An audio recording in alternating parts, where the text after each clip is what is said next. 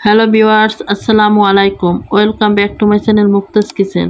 আমার আজকের রেসিপি মিষ্টির দোকানের মতো মুসমুসে খাস্তা নিমকি।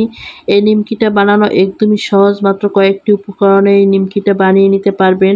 এগুলো বানিয়ে বয়মে ভরেও এক মাসের মতো সংরক্ষণ করে খেতে পারবেন। একটু নেতিয়ে যাবে না, একদমই মসমসে থাকবে।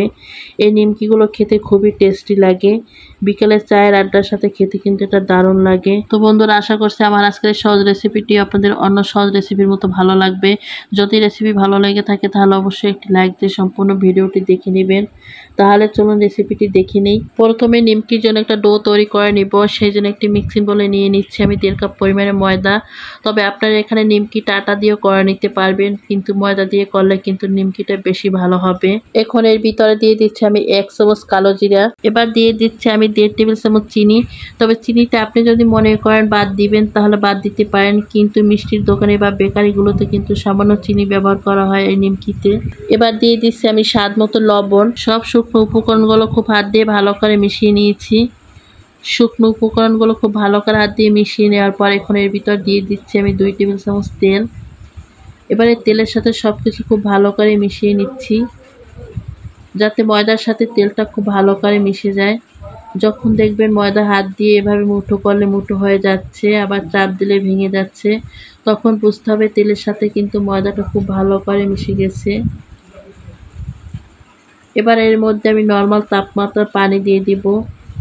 খুব ভালো করে মাখিয়ে নিতে হবে পানিটা দিয়ে মোটামুটি পর্যায়ে টাইট একটা ডো বানিয়ে নিতে হবে। অল্প অল্প পানি দিয়ে মেশাতে থাকবেন, মেশাতে দেখবেন কিছুক্ষণ পরে বাটিটা এভাবে পরিষ্কার হতে থাকবে আর হাতেও লেগে থাকবে না। আমার এই ডোটা তৈরি করতে মোট 1/2 কাপ পানি লেগেছে। এই তো দেখতেই পাচ্ছেন ডোটা কিন্তু একদমই নরম হয়নি, তুলনামূলকভাবে ডোটা কিন্তু অমসৃণও আছে। এবার এটা আমি ঢাকনা দিয়ে ঢেকে 10 মিনিট রেস্টে রেখে দিব। তো 10 মিনিট পরে আমি ঢাকনাটা তুলে নিয়েছি। এবার এই ডোটা আমি দুটো ভাগ করে নিব। এক ভাগ ঢেকে রেখে দিব যাতে বাতাসে ডোটা শুকিয়ে না যায়। এখানে ডোটা আমি 2টা ভাগে ভাগ করে নিয়েছি। আপনারা আপনাদের সুবিধা অনুযায়ী ডোটা নিয়ে তৈরি করে নিতে পারেন। এবার বাকি অর্ধেক ডো দিয়ে আমি পাতলা করে বড় সাইজের একটি রুটি বেলে নিচ্ছি। দুই দিক থেকে উল্টি পাল্টিয়ে রুটি বেলে নিতে হবে। এই তো বড় সাইজের একটি আমি রুটি বেলে নিয়েছি। এই তো আপনারা দেখতেই পাচ্ছেন অনেক বেশি পাতলা আবার অনেক বেশি মোটা করিনি কিন্তু রুটিটা। এবার এই রুটিটার উপরে আমি সামান্য তেল দিয়ে হাতের সাহায্যে রুটিটার উপরে ছড়িয়ে দিচ্ছি। তেলটা ভালো করে লাগিয়ে নিয়েছি। এবার তেলটা লাগানো হয়ে গেলে এর উপরে আমি ময়দা দিয়ে সামান্য হাত দিয়ে লাগিয়ে নিতে হবে। এভাবে তেল ময়দা লাগানোর কারণে নিমকি লেয়ারগুলো সুন্দর লাগবে আর লেয়ারগুলো লেগে যাবে না। এবার রুটির এক পাশ থেকে মুড়িয়ে রোলের মতো বানিয়ে নিতে হবে। এই রোলটাকে খুব ভালো করে মুড়িয়ে নিতে হবে যেন লেয়ারগুলো খুলে না যায়। তো রোলটা বানানো হয়ে গেছে, এবার এটাকে আমি কেটে নিব। আপনারা যতটুকু সাইজের নিমকিগুলো বানাতে চান সেই অনুযায়ী বড় ছোট করে কেটে নিতে পারবেন। রোলটা আমার কাটা হয়ে গেছে। এবার সবগুলো লেচি আমি এক সাইডে রেখে দিব, একটা লেচি রেখে। এবার এই লেচিটাকে আমি আঙ্গুলের সাইজে চেপে চ্যাপটা করে নিচ্ছি। এবারে চ্যাপটা করে লেচিটা যতটা সম্ভব পাতলা করে বেলে নিব।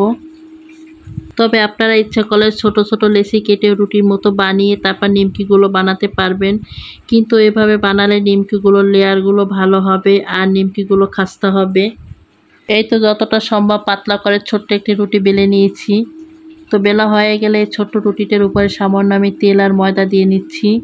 এভাবে তেল ময়দা দিয়ে দিলে তাহলে ভাঁজগুলো একদম লেগে লেগে যাবে না। আর ভাঁজগুলো করার সময় কিন্তু খুব বেশি চাপবেন না, খুব আলতো হাতে ভাঁজগুলো করে নেবেন। রুটিটার এক পাশ টেনে এভাবে আমি ভাঁজ করে নিচ্ছি। তারপর আঙুলের সাইজের সাইডগুলো আমি একটু চেপে চেপে দিচ্ছি আলতো হাতে। তো উপর থেকে আমি আরও একটি ভাঁজ করে নিচ্ছি। তো ভাঁজ করে নিয়ে আমি সাইডগুলো একটু সামান্য আলতো হাতে চেপে চেপে দিচ্ছি। এই তো হয়ে গেল আমার 3 কোণা নিমকি, যেগুলো বেকারি বা দোকানে কিনতে পাওয়া যায়। এভাবে সবগুলো নিমকি আমি বানিয়ে নেব। তো সবগুলো নিমকি আমি বানিয়ে নিয়েছি। এবার এগুলো ভেজে নেওয়ার পালা। তো নিমকিগুলো কিন্তু ডুবো তেলে ভাজতে হবে। আমি একটা ফ্রাই প্যানে পরিমাণ মতো তেল গরম করে নিয়েছি নিমকিগুলো ভাজার জন্য। তেলটা গরম হয়ে গেলে এক এক করে আমি নিমকিগুলো তেলের ভিতরে দিয়ে দিচ্ছি। তেলটা অনেক গরম বা অল্প গরমে নিমকিগুলো ছাড়া যাবে না। যখন নিমকিগুলো আমি দিয়েছি তখন চুলার আঁচটা কিন্তু মিডিয়াম ছিল। যখন দেখবেন নিমকিগুলো তেলের উপরে ভেসে আসছে তখন চুলার আঁচটা মিডিয়াম লোতে রাখতে হবে।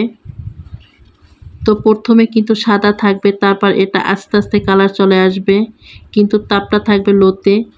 এভাবে যদি নিমকিগুলো ভেজে নেন তাহলে কিন্তু ভিতর থেকেও মুচমুচে হবে আর কালারটাও কিন্তু দারুণ আসবে। তবে এই নিমকিগুলো বারবার উল্টিয়ে পাল্টিয়ে ভেজে নিতে হবে যাতে দুই দিক থেকে সুন্দর একটা কালার থাকে।